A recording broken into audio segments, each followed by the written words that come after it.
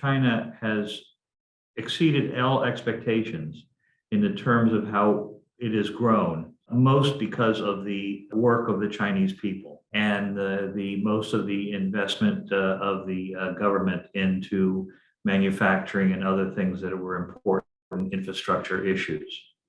The United States has for a long time very much enjoyed being the number one country in the world. And it did so primarily after World War II, when it was the only entity that was still left unhindered by the war. Now we look at China's rise as actually very different. We have to understand one thing about Americans. They do not understand anything about China. They do not understand where it is, let alone any of its history going back more than a year or two. I think the old saying in the United States is that which we do not know makes us fearful. Since there really has not been any awareness of what China has been doing in terms of its building its foundation and then exercising on good government policy, it makes the United States very concerned. All political systems are indigenous to the people that create them. And they go back to history of no one can replicate. In the future, one must do the best they can with what they've got where they are. I think that China is going to show some very important elements.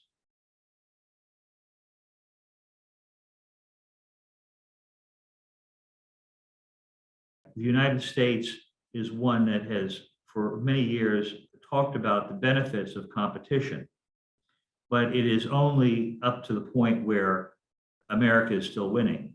Competition is a fundamental issue upon which China and the United States fundamentally will never really understand. Because in China, competition is that everyone wins, win-win solution. In America, there's only one winner, and they are better than everybody else because they have won. Well, that's not accurate. It is very difficult to imagine that this is going to be an easy road. It's not an easy road. I've worked in the US government for a long time, and it's very limiting because there is so much that Americans want to do in terms of accessing China, but they can't. They don't do it. The US government has never been good at doing it. Individuals here and there can do it. We have to get away from the notion that only state to states denominate the health of the relationship. What we need to do is look for other alternatives. And those other alternatives are mainly in the commercial sector, but also in the education sector, in all the sectors that really matter to average people.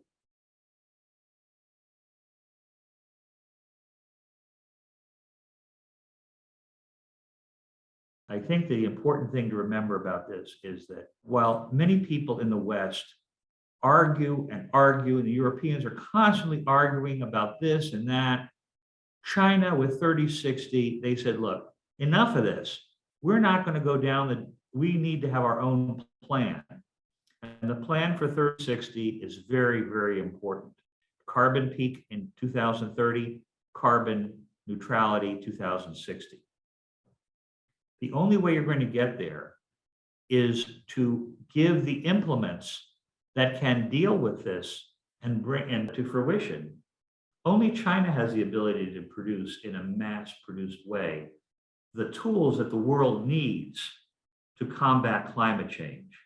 Only China has the vision and the ability to deploy resources and allocate resources where they're needed for what it perceives as the most important problems. But I think the goal for us is to, because we are a non-governmental entity, an NGO, our goal is to try and do the best we can to figure out a way to take what we can find here in the United States, and just as we did with Energy Vault, construct a relationship with a competent, quality Chinese company so that they can put together on an international business level. In our role, in our approach, we find companies that have a great understanding of the importance of new fuels, hydrogen, the hydrogen economy, things that 10 years, looking back 10 years from now in the future, people will look back and say, how did this all happen so quickly?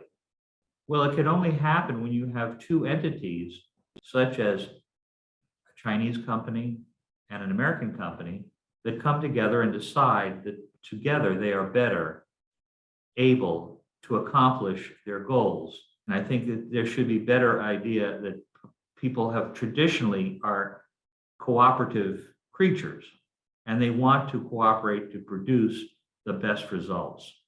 It's a unique flavor, a unique blend of skill sets that come together in our approach that we think is very valuable for American small businesses and Chinese small businesses together. Again, I will go back to a quote from Lao Tzu. Listen to this. Great acts are made up of small deeds, and that should be our motto for relationships between the United States and China. Small individual deeds of help and cooperation can make big changes. That is what we believe in. That's our motto.